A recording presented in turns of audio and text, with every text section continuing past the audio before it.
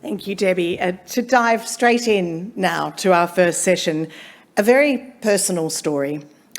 The governance risks inherent in modern slavery are increasingly recognised by Australian businesses, but for many of us, that risk doesn't have a human face, even though modern slavery still affects millions of people. Rani Hong was sold into slavery as a young child. Then, when her health deteriorated, she was sold to an illegal adoption ring. Her story of survival and advocacy highlights how investors and companies can identify and mitigate modern slavery practices in global supply chains. There'll be some time at the conclusion of Rani's presentation for questions, which are going to be moderated by someone else well known to you, the CEO of AXI, Louise Davidson. But first, please welcome Rani Hong, Chief Executive Officer, Freedom Seal Global.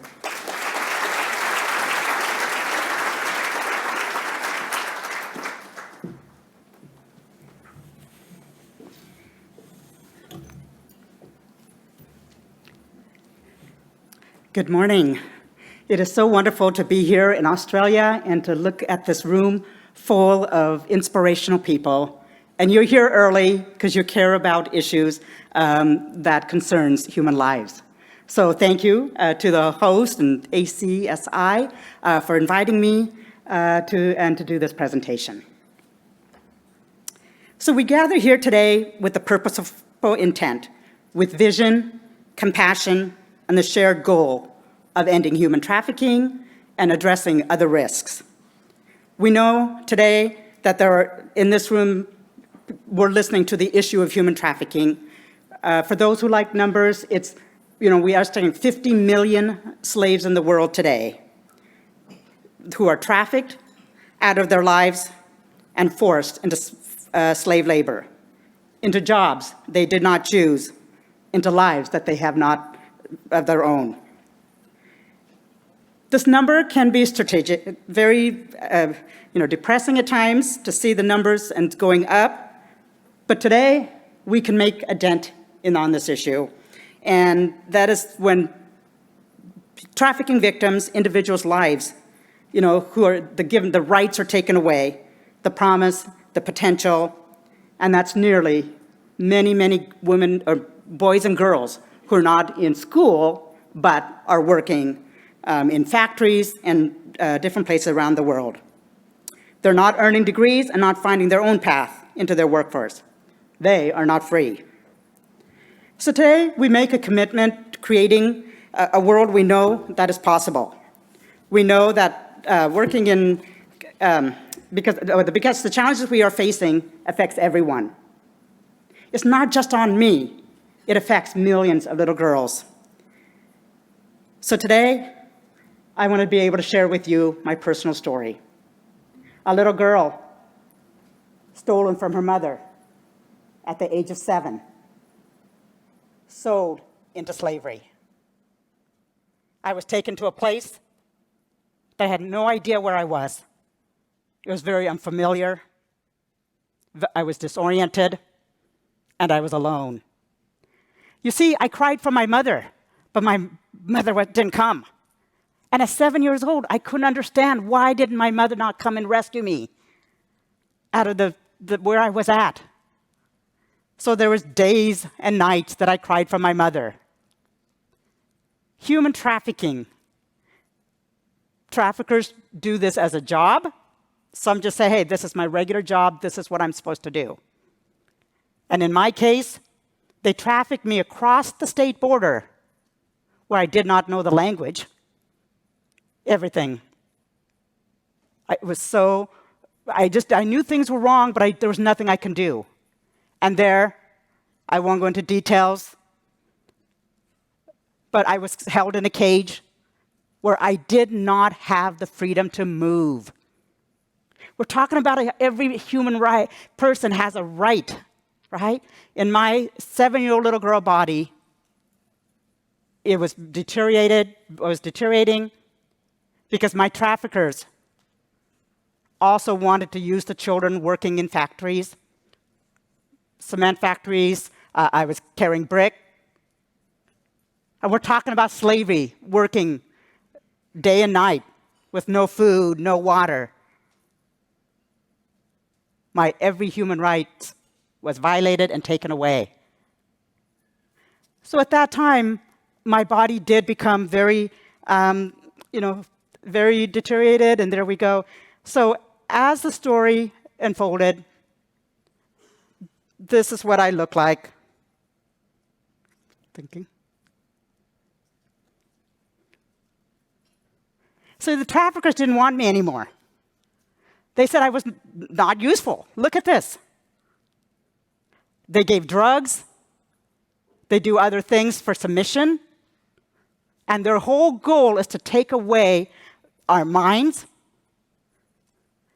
to the point when I kept on crying for my mother, they would tell me, please do not cry for her, she's dead. And I believed that. And day after day, I stopped crying for her. Even though deep in my heart, I knew something is not right. But I just couldn't do anything. But in disguise, I'm here today exposing the human cost of modern-day slavery. So in my case, they wanted to make one more profit. So they sold me for international adoption from India to Canada, Canada into the United States, Seattle, where I currently live.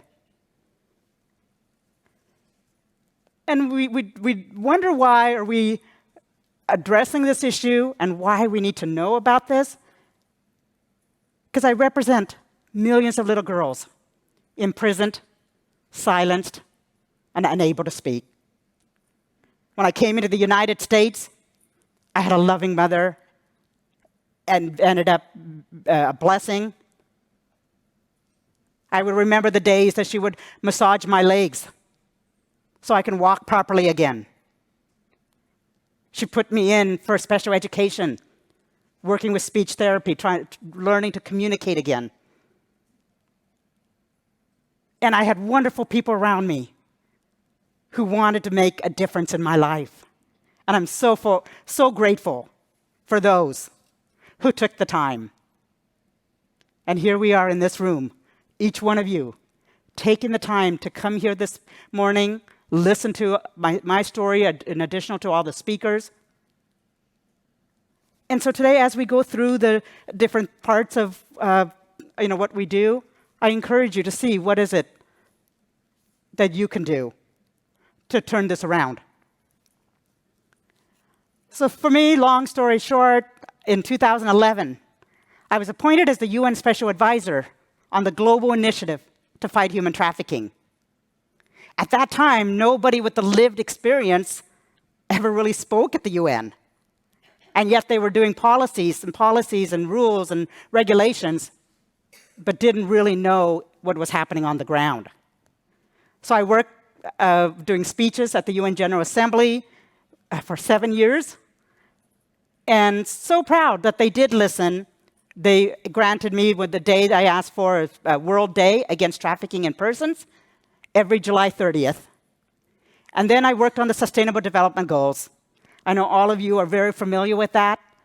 And I advocated for goal number 8, but there were also other goals, 5 for women and girls and gender equality. And I advocated for it. And I remember that maybe a week before, getting a call from the UN saying it passed. It became part of the 17 Sustainable Development Goals. And so we hear about this, and that gives us an opportunity to be able to do something. So today, what's our goal?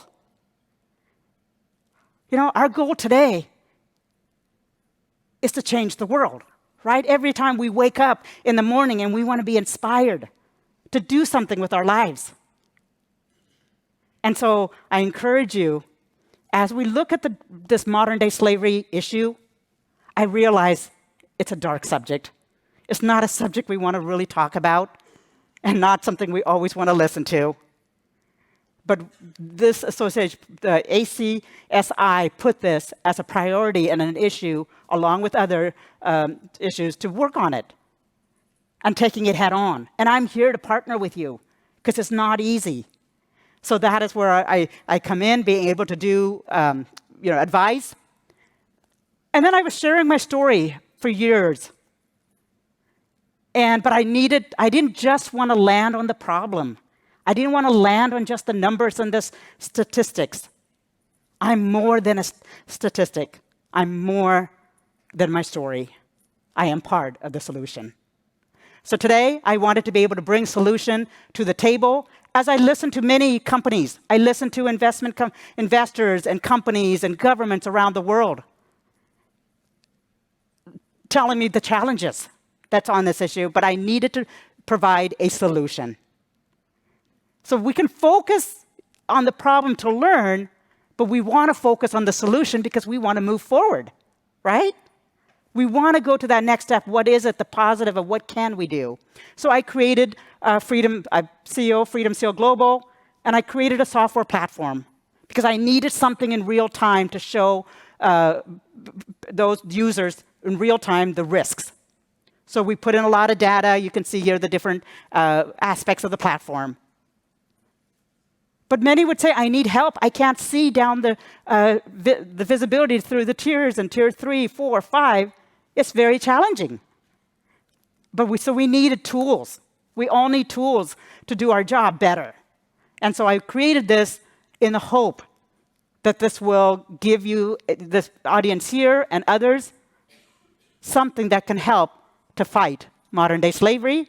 It also helps with the reporting requirements of the Australian Act, as I'm sure all of you are very familiar with, and how governance and boards do have the responsibility. And I was so inspired to hear the speech from your chair and Debbie addressing this issue, and I read the documents from ACSI and how you are taking a proactive step. That's what I'm asking, a proactive step to fight this financial crime, because it is a financial crime as well, right? It's modern-day slavery and to fighting financial crime. So we know that in the end, we like awards. We like to be recognized for doing continuous improvement, right? We know it's not easy, so we ask for continuous improvement. And in that, I've created the Freedom Seal to be able to award companies, award suppliers who are doing their due diligence to do better. We're not saying it's slave-free. We're saying continuous improvement and how we can show the world we're committed to this issue. So that is when I created the Freedom Seal with several different levels. So today, through my experiences, I've learned the horrific truth about this world. But I've also learned that we have the power to change through the choices we make. Today, I speak for those without a voice, in the global workforce, for the most vulnerable people in society. When our voices are heard, when victims, lived experience, survivors are made visible, amazing things happen. We turn a social, geopolitical, economic issue into a human one. At the end of the day, we're looking at a human life.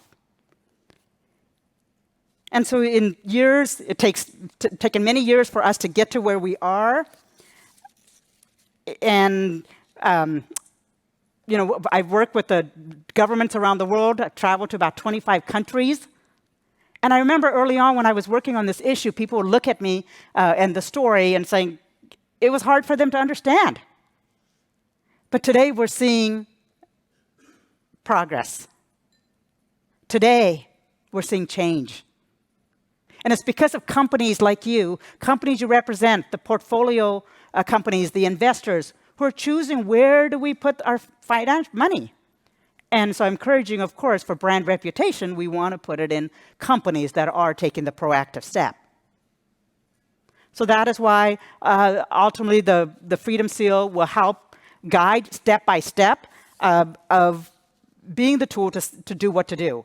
Not just a high level, but takes you through the process. So therefore, I ask you as a victim and a survivor to do something and what you can do.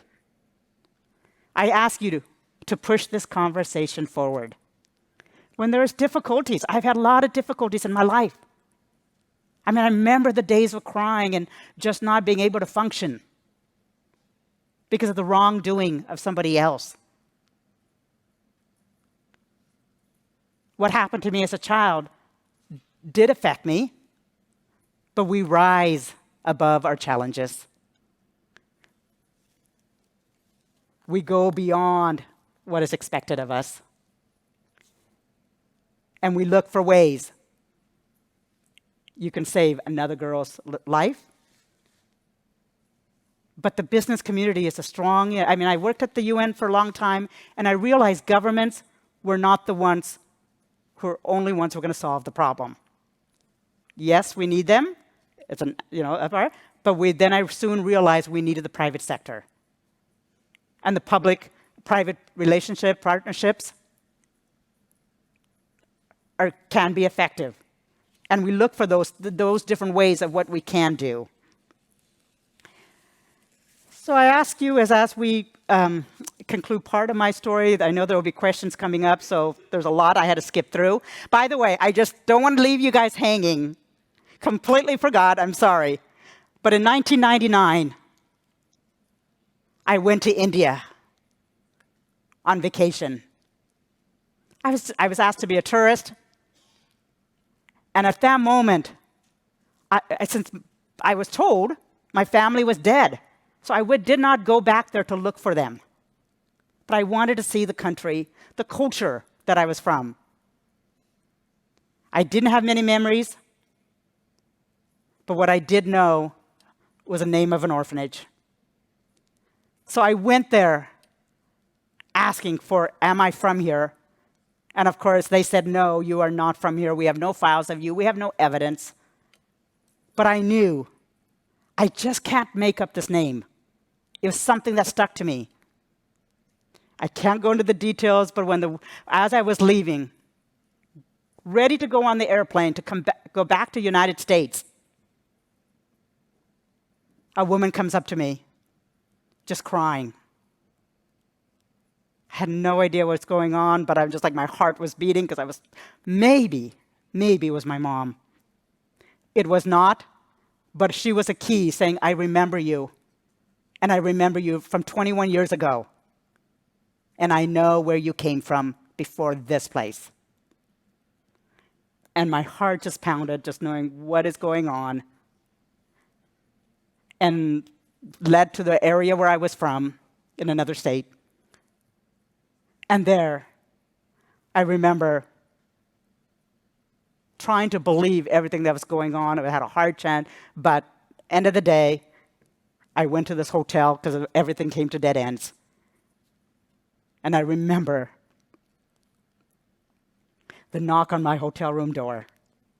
A woman just came in, and I look at her. As a child, I did not remember my mom, but a parent always remembers their child. And I even asked her for a photo to show, to prove she's my mom, give me evidence. And she takes out her wallet and shows a picture of me as a little girl. She told me through translation she always held that under her pillow. 21 years she was searching for me. At one point she thought she was also told I was dead, stop looking for me. But we know today miracles do happen, right? And at that moment in my life, I realized something is going on here. And at that point, I became an advocate for the unheard voices. And I promised that I would share this information, share my story around the world. To put a face, like was told before, to put a face to this issue. So today I will ask you to, as we go on through the day, join me to end human trafficking, forced labor. What is it that you can do? Through your companies, let's look through, as we're doing due diligence, let's ask the companies to be able to go through the due diligence process so we can identify the risks that may be in a portfolio, oftentimes hidden, right? It's a hidden crime. But now today, through software, through data, we're able to get business intelligence. And I know later today we're going to talk about the artificial intelligence. It's a game changer. It will be a game changer to help us to fight this again. So we're committing to higher standards, both individually and I ask you within your communities and here in Australia. I ask you to adopt and advocate for the little girls and someday to see the Freedom Seal on websites and packages. So we want to raise consumer awareness through the supply chain transparency, as we talked about earlier, and then identifying and caring for those without a voice. More importantly, restoring the dignity of each and every human being. So we say most important time is now, and the most important thing is to do good for another human being. So the actions that holds the answers to what is most important in the world. And so today I ask you, join me in the fight against financial crime. Thank you.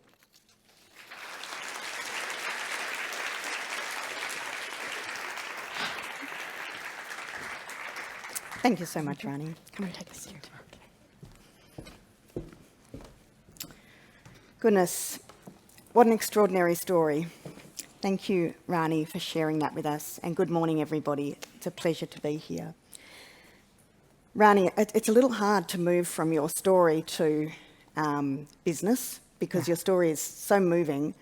And I guess firstly to say it's just extraordinary to have had that experience and then to have been able to take that and turn it into something positive for the world. So congratulations to you on that.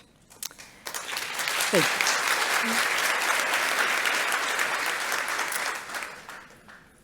I guess what we want to do now is start to unpack a little bit about what we can do from a practical perspective. So as investors, AXI members are committed to trying to rid the world of modern slavery.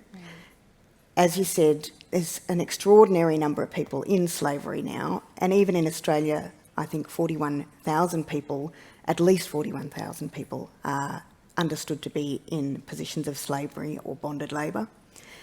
So what can we as investors do? What sort of steps can you suggest for us that would be helpful in trying to address this issue?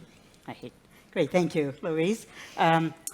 You know, as investment community and as investors, you're in a position to be able to bring this change. So that's why I appreciate being at this conference. And then, like I said, the issue is difficult. But what I would encourage if investors who may have the portfolio and the companies, you know, they're required to report. So the things that we can do is, one, risk assessment.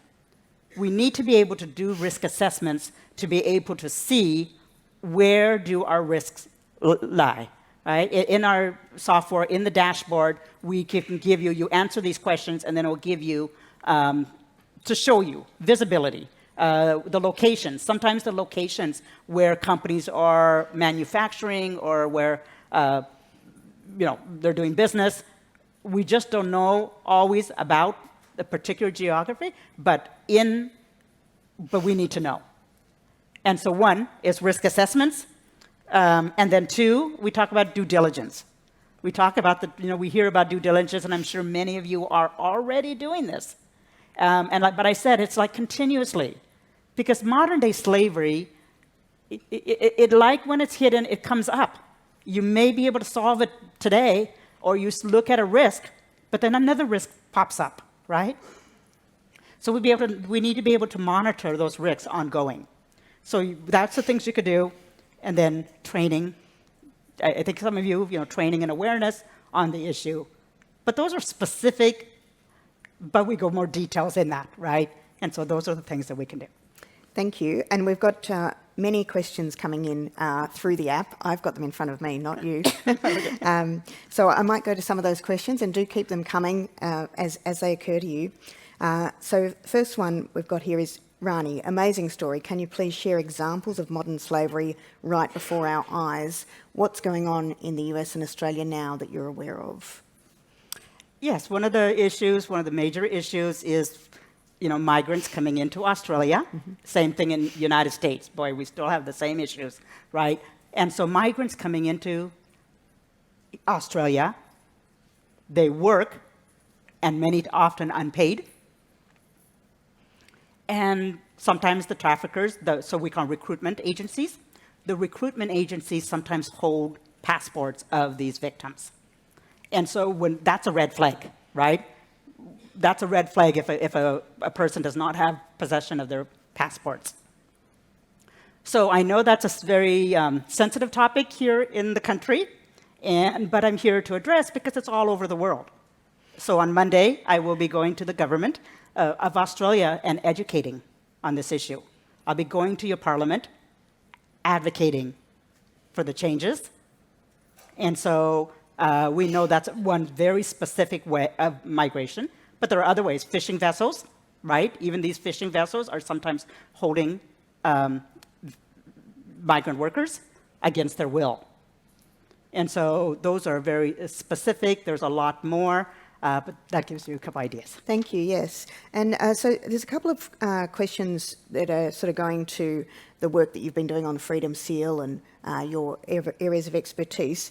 Firstly, what are some examples of companies or sectors that are doing better to combat slavery? That's a good question, right?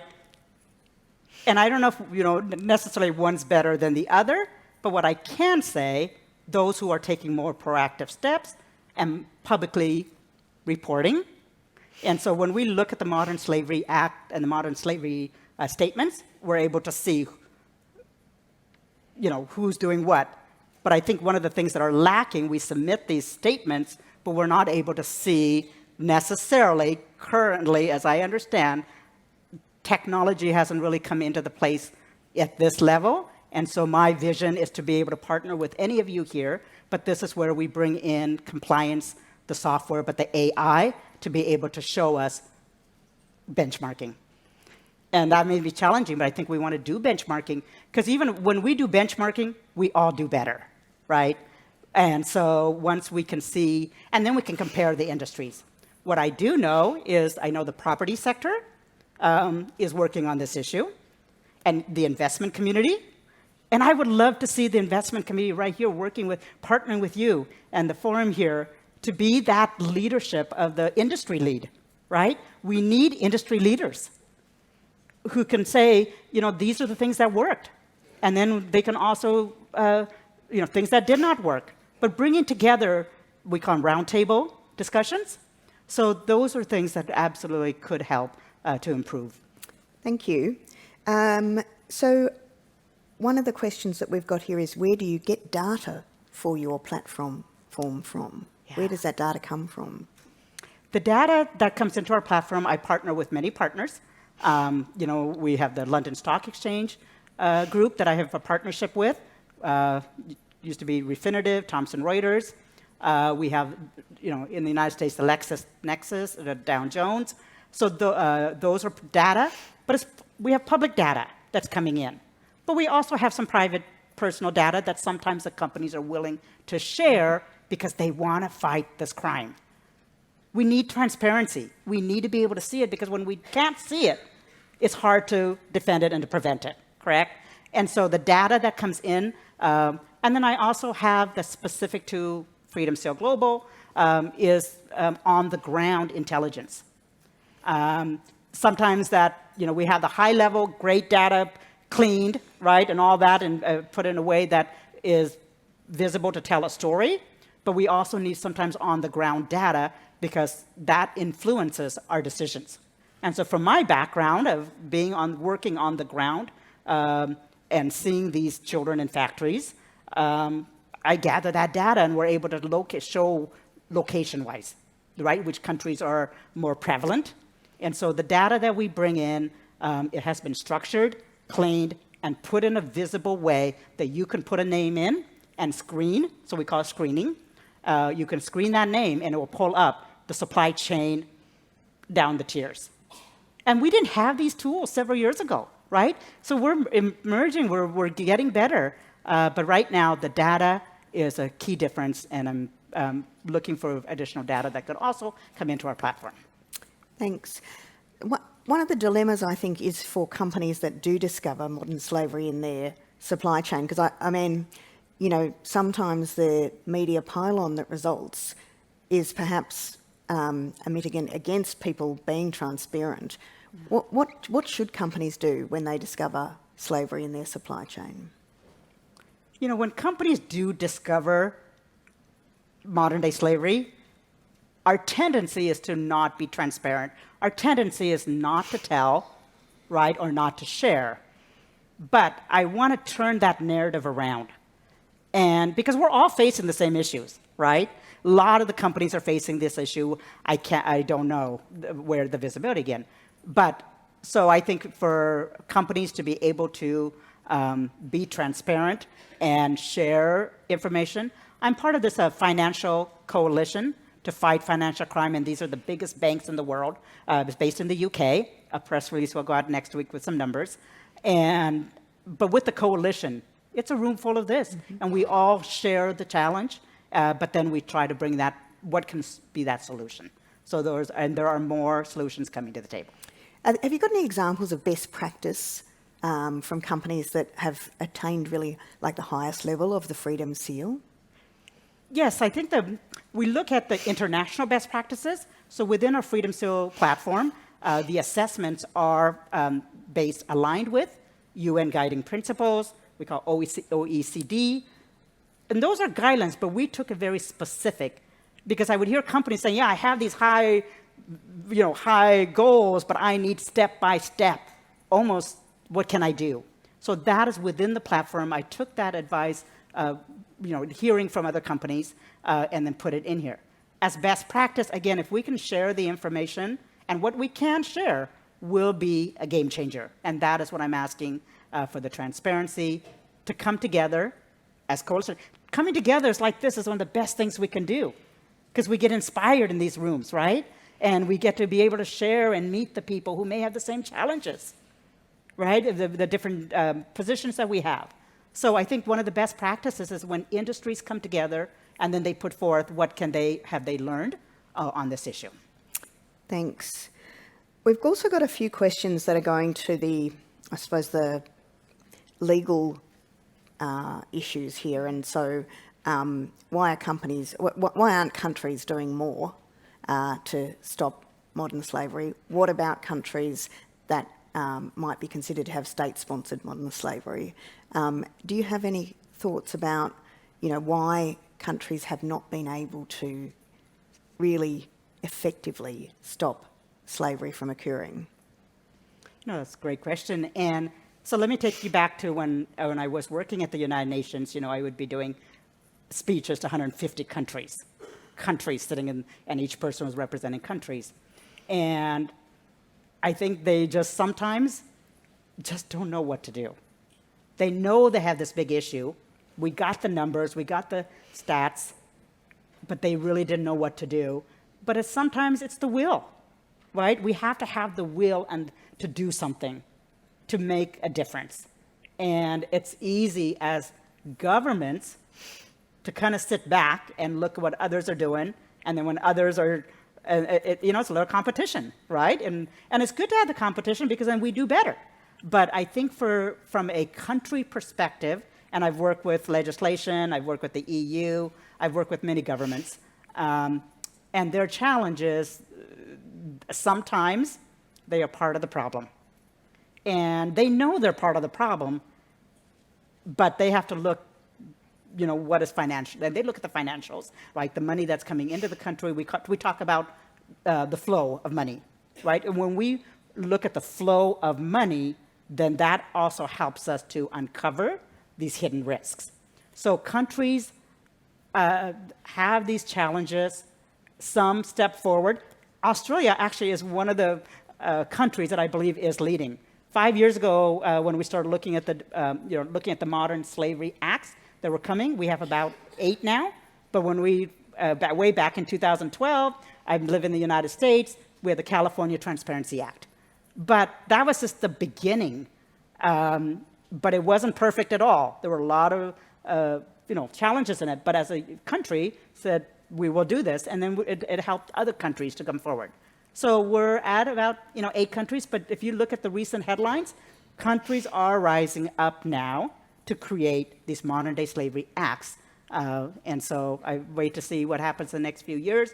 I work with the UK government, many governments, but I do believe, and I've been watching the Australian government, and that's my goal, is to say, what can we do more? But it's leading. And are there particular things that you think the Australian government could do to improve or build upon the work that's already been done? Yes, one of the things right here in Australia, we talk about the commissioner, or we have the commissioner in New South Wales, but now we're advocating for a national commissioner. I think when we put people in positions at the government level, as a commissioner, it gives them the more ability to bring change in the country. So one thing specifically, we are all advocating for this commissioner, but then the question is, what's the role? And how much budget do they get, right? It all comes down to the budget and what's approved. And so it's all challenges, but I'm asking, let's put some financial money into it so we're able to do the education that is needed. And then the future goal is to be able to, all of us, to come together and to work with governments, right? There's always that challenge of, do we want to work with the government? Some like it, some don't. There's definitely challenges, but I think we just have to choose, like in everyday life, to choose the partnerships and the partners we do work with, and to bring the change specifically in Australia. So one specifically is advocating for the National Commissioner. Just to take things back now to the investor lens, so I guess investors and companies. One of the questions we've got here is, what steps can investors and companies take to have greater comfort on modern slavery in rare mineral mining and mining in high-risk countries? Mining is a high-risk industry. We can see a lot of the numbers, we can see the reports, and I've talked to some of the biggest mining companies here in Australia and listened to the challenges. And they're just so horrific, right? Some of these companies are having, 10,000, 20,000 suppliers. And they're small, medium suppliers who are at high risk. And they're not being screened. Their screening is happening at the high levels of the publicly listed companies, but those companies are having a challenge, and not, I believe, the small, medium suppliers are not being covered. So that's one of the areas that we do specialize within the platform, to be able to give tools to those small suppliers so they can be compliant. So for the investment community here, we want to look for those companies because it's protecting your brand, right? The last thing we ever want is to be in the headlines finding slaves in our companies and different things, right? So we want to take that proactive step, and so we choose and monitor, and my bigger vision is to have many of these suppliers taking the assessment so we can see where the risks are and who is doing what in a high level, so we have a decision to choose which companies. We all know the consumers are going to choose the companies they want to support. And now today, this whole issue is coming up in more importance, and so I think that is something also to be aware of. And aside from mining and rare minerals, are there other particular industries you want to call out for being high risk? Let's say all of them are high risk. Which ones are higher risk? And of course, the mining is always the biggest topic. But let's talk about the fishing vessels, right? Out in the sea. And so we get numbers of, and even in the platform, you can search a vessel now. Put in a vessel, and I don't know if any of you are working in the seafood industry, but that's a high risk. Because now the workers are out in the sea, and that's where they're being exploited. So we can't see that, right? We can't always see that, and so that is why it's a high risk. Very interesting. One of the questions here, which is something we've not touched on, is, but of course it's intrinsic to your own story, do you have any suggestions for companies to address the gendered aspects of modern slavery that aren't often considered? Yeah, the gender part? We often... Numbers are everywhere, And again, I'm the face and not so much on the numbers, but it's a human life. And so, it's hard. It's hard to know. But what we do know is we do want to, statistics shows that 70% are women and girls, often. But we look at it because it's not being reported. Criminals and traffickers do not report their numbers, correct? Right? So how are we going to see this? And so that's why it's challenging when we're seeing these numbers. They're not always, clear, but we do the best we can. So we know women and girls are a majority, but then we see a lot of migrant men in the fishing vessels. And then what's not being addressed is the forced labor within the supply chain. And that's not really looking at the gender. We're not looking at the gender.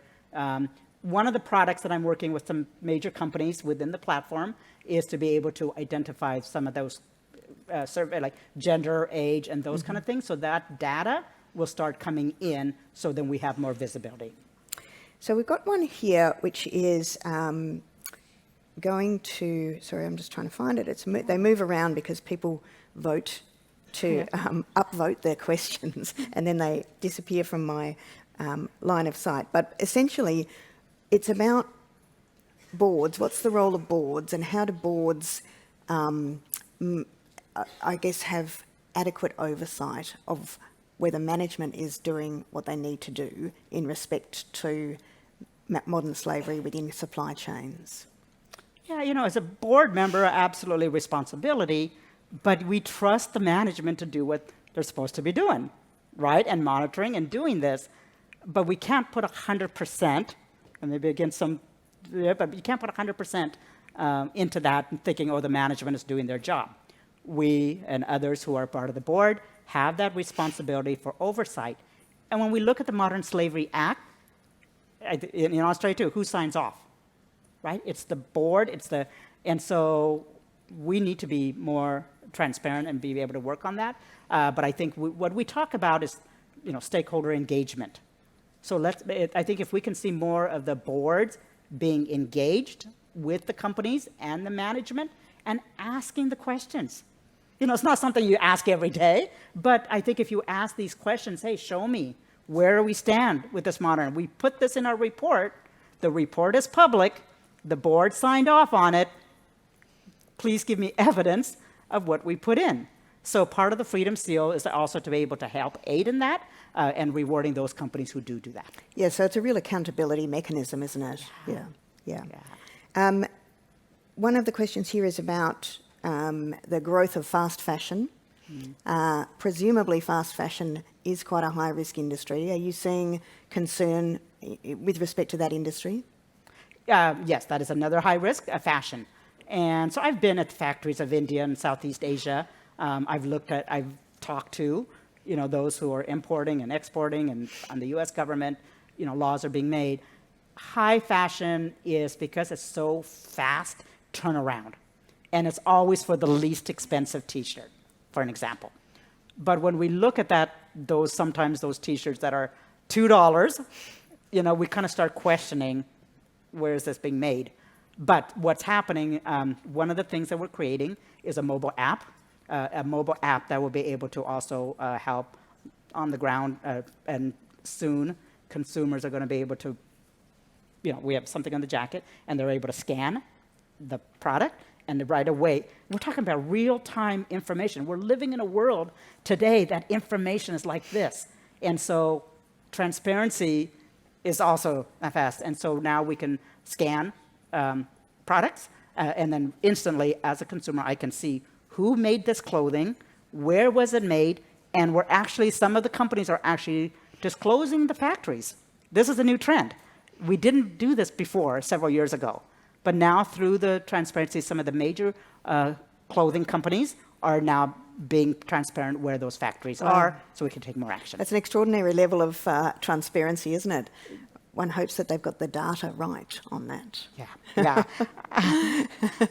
We've had a lot of conversation about high risk areas and so on. One of the questions here is, are there any sectors that are doing this well? I do want to say, let me take something back to the Financial Crime Coalition. I get the biggest company saying we want to do the right thing. So absolutely, and that is global. And so that's a coalition. As far as an industry, again, we hear more about the fashion. They are being transparent, but I think in the mining companies, they're attempting to do better. I can't say they're a leading industry, but what I can say is continuous improvement, but sometimes it's oversight. So I think that industry, we have the fashion, and again, we're all working on this. No one is perfect. We all know that. But again, we can have those and reward those who are doing better.